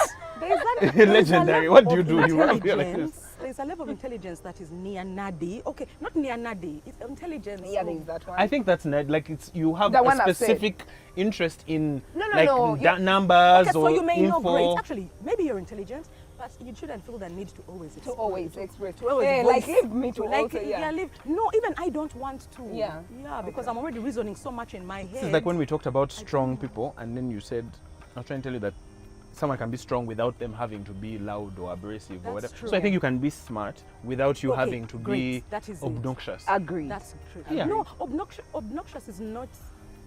It's not what every loud, intelligent person is.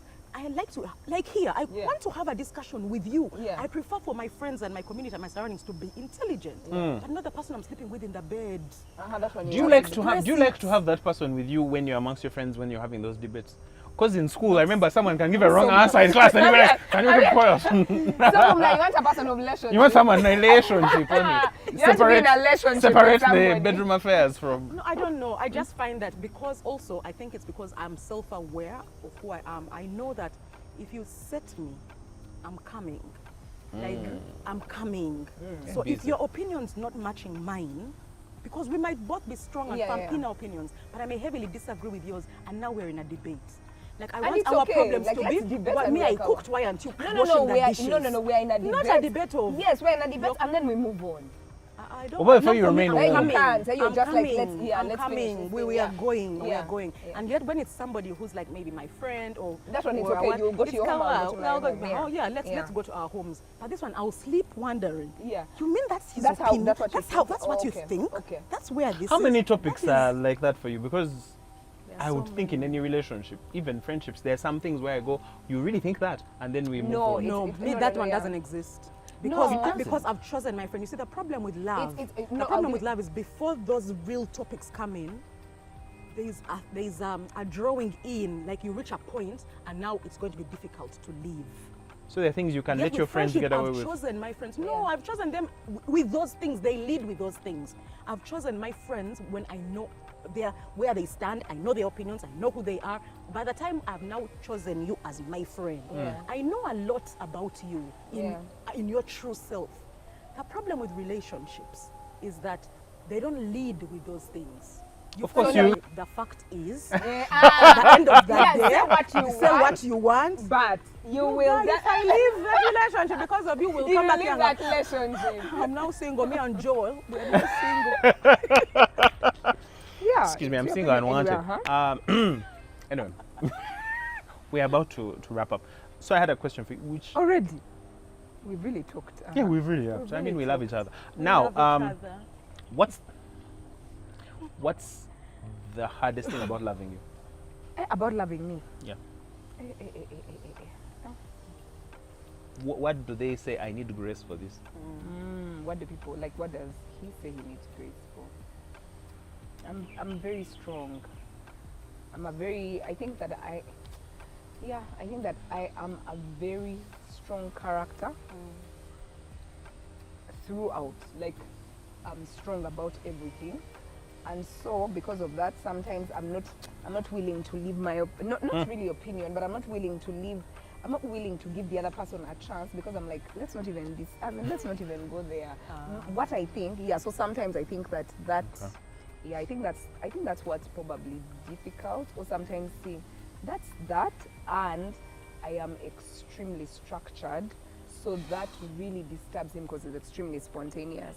So I'm like, It's really why creative. are we being? Yeah, so that's really difficult for him because I'm so structured. I'm like, it's really good, but it was not in the plan. Please. So really has he try. changed you? Yes. I'm more accepting of spontaneous stuff. Oh, are you? Yeah. And how do you feel in those moments? I'm like, where are we? The fact is, The fact that is- we are going to be I'm here and I'm amazed I'm It is here, but I'm nothing, here. But we are going No, to do for it. example, there are certain things. So I don't know if like let's say we're going to travel. I want to have everything in I check. know, want I am to know exactly where, that I way. want to know, for him, he's like, we'll go there I'm exactly and that we'll way. find the hotel. I'm like, What is this? as What are we in, doing? what life is this? It's so frustrating. Exactly. So those days it would stress me Yeah, it's so so much. frustrating. Not anymore. Now I'll just be like, if we go there and we sleep, I don't know where. If we sleep, I don't know.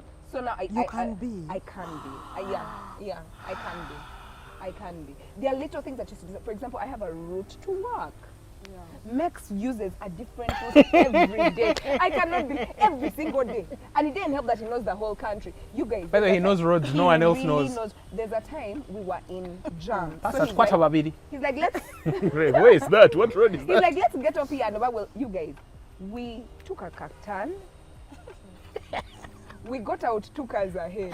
I'm like, we passed those. You went through a home. We went through that. I was like, weren't we there? We were You're like me. Whenever I'm with someone in the car and they choose to take another turn, Oh. I immediately I analyze all the cars behind and in front Yeah. quietly. Yeah. When we come out of the road, I start looking for those cars I'm just to like, say, yeah, you we made know us that- do that. Because 2 cars like this, I could not believe. I was like, when we passed where the car almost about for 2 cars like this, and like that. I was like, wow. So yeah, I'm extremely structured. That disturbs him, but I'm also too strong. Yeah. I thought we were asking the birthday girl. Oh, just me? No, please. I mean, the birthday girl decides. Whoever she decides to throw it to. What's difficult about loving you? She's like, where do I start? No, it makes sense. Yeah, it does. But dude, you really need to eat more. I mean, you're turning into nothing but bone. Hey! Yeah. Well, thank you for watching this compilation. I really appreciate everyone who's helped make this podcast possible, to the people that send comments, to the people that engage, for those who tell me sometimes they don't understand what I'm talking about. You're helping me get better at, I think, taking the ideas that I found so powerful, so inspirational, and turning them into something people can digest. Yeah, so thank you to Josie, to Alan, to the entire Digimark team, to all the people that made me, to all the guests on the show. And yeah, this last bit is, sort of me attempting to be funny, or at least a few funny moments that I attempted to bring to the show, trying my best and succeeding astoundingly. I'm hilarious, guys. In fact, you guys, I mean, you should be lucky that I'm just not dropping gems and jokes all the time, because you'd be distracted. How can someone be so cool and yet so effortlessly funny? Anyway, here's a compilation of some of the funny moments from the show. Thank you again for watching, and yeah, remember that if they ever ask you why you're watching philosophy, tell them that it's not because it's going to make you money, it's not because it's going to make you any happier, but it's because it's going to help you reframe the way you look at the world, reframe what the status quo is. And in fact, I think that's the only way in which things change, if we look at things differently. As the great Karl Marx said, philosophers have heretofore only interpreted the world, but the point is to change it. Before I start, I want to tell you guys a joke. I think every episode now I'm going to tell a joke, right? So this is a joke. There's a man who thinks he's a grain of maize, right? He's convinced that he's a grain of maize. So he goes to a doctor and tells him, I think I'm a grain of maize, help me. So they treat him, several sessions of psychoanalysis. He gets to a point where he understands that I'm a man, obviously. I'm a person, not a grain. So when he's leaving in this final session, he goes out, sees a chicken, and then runs back inside, scared, terrified. So the doctor is like, but we agreed that you're not a grain, you're a man. So why are you afraid of the chicken? The guy is like, don't be stupid. Of course I know I'm not a grain, but does the chicken know? So, Alan, that's Why am I laughing at this? Alan, that's a funny joke. No, it's a funny joke. But so today we're going to discuss belief, and for that purpose, Brilliant. guys are wheezing. For that,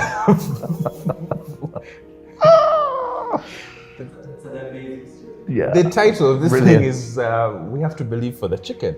So that's what we're going to discuss: the chicken. Wow! Trust me, it's going to make sense. Salutations and welcome to What the Theory. If you haven't already, please like, subscribe. Let me know what you think about these episodes. I'm doing this from a different location for today, so let me know if you like this much better. I'm going to try and smile more as well. I got a comment the other day I should smile. Welcome to What the Theory with Joel. I'm Joel and I'm joined by... Yvonne Nabasa. Okay. This is the great Yvonne Nabasa. I don't know, I was, in my phone I have you saved as Chic Moments, Yvonne of Chic Moments. And I was happy to learn that it's actually chic, not chic. Yeah. Someone said Chic Moments. When people say Chic Moments, how do you feel? Why you just go with it? So most people, when I meet them and they just keep saying chic, so I take it upon myself to feel like I need to educate them about the word chic. Do you even know what chic means, Joel? Yeah, of course. It's cool. It's in. It's hip. Exactly. Because I'm chic. It's classy. Yeah. Yeah, men can be chic too. Yeah, this is 2023. Yeah, men can be chic too. This is my last question for you. You're a father, your husband, you have seemingly 1,000 jobs, plus you're engaged in community. I saw you playing the sax. Yeah. I think you play chess. When do you just chill and watch TV? How do you relax? You look like those guys who go home and you do productive things to relax. Is that the case? No. So I guess that what's the definition of relax? Like for us, we just become mindless. This is Yes. the thing. I think my whole take on this is people work, their productive hours are almost owned by someone else. Then when they go back, they don't want to be challenged too much. Just let me listen to the songs I know, watch the TV I know, have a drink, and just move on by. You don't seem to be taking that route. So I'm worried about explaining this in a way that isn't imposing. The thing that I find heartless about many of my friends is this, and Karl Marx did it very well, the labor theory of value. I guess that what the saxophone has taught me is a great deal. It's taught me a great deal of patience, which I need in a democracy like ours. Try to put out a tune on a saxophone, and you will realize that not everything is down to your effort. Some of those things are down to other. I'm trying. Yes. Welcome to What the Theory with Joel. I'm Joel, and I'm here with. No, I'm trying to be serious. Okay, I'm sorry. trying to be serious. Okay. I'm here with Michelle. also known as, Michi B. also known as That's it. the baddest in the room. No, not the Any baddest. room that you're in, you're the baddest. No, not even. Okay. We're discussing how she was going to introduce herself, and I think we've settled on it. So, Michelle, you are? I am a marketing professional. Ocho. Actually been in the game for quite a while, like Really 12 in the years. game? Yes, because if you count because I started working in Essex back. So if I count 2009, that was 2009. Okay. Yeah, so I've been... Because I've been working also for like 13, 14 years, so. Yeah, What do we have to show for ourselves? We have some money. We're okay. Look at our hair. Look at the way we're dressed. I keep telling the joke of the time I decided after S6 to go and tell my dad, you paid for school fees, everything. I love you.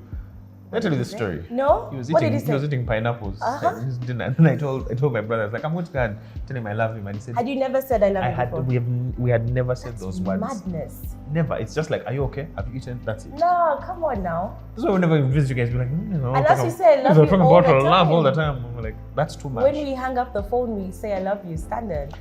See, this is why you guys, I love you, you're close, but it's like a whole different world. I'm like, this is... No, you must we're like the Addams family and you guys are like... you must love loudly, it's important. So I So you took a leaf from that. I was like, I'm going to told tell Uncle him. what? So I went to him, I said, thanks, you paid for school fees, you've done all this stuff. I want to tell you, And before the words came out of my mouth, like I could feel they were heavy. I love you. So when I said it, I remember he looked up at me and was eating his pineapples and he swallowed them whole. He was still like chewing them. And then that man said to me, thanks for the support. Oh my God, what is the support? He said, thanks for voting for this political party. Then the next day he gave me 50K. Oh my God, because you said I love you? Yeah, but then there's something that broke after that. Yeah. That he would now tell me more things like, I'm concerned about this. Oh, bless. So I could see he was trying to, he just couldn't say it it. directly. Now, But I think men are that's how like that. men are. Yeah. Like, and this, maybe because I'm a man, it's Yeah. something beautiful about the very fact that we can't just directly say I love you to each other. To us, it's almost like It's saying action. that love is so, it's like looking at the sun. You can't look at painful. it, you just feel the warmth and know it's there. Where were we? She was telling us about her love. No, you were telling us Sonia was until Retrospective. yeah became your you think a person of relationship can become your person retrospectively? Like, Yeah, no. they realize this is a fruitful failure. They can No. never be. I'm going to defend myself. I'm going to. Chicken, they acknowledge That is not amazing. Before that chicken acknowledges I don't know why I've weaponized that these is people. not amazing. It can never be retrospectively or otherwise. But I don't get that chicken. It will always be a fruitless failure. completely. A fruitful failure. You fail, but it's fruitful. That's what life is. Ask me who I dated. I dated the whitest woman in the world. But she was so white. I think she was even translucent. She was white.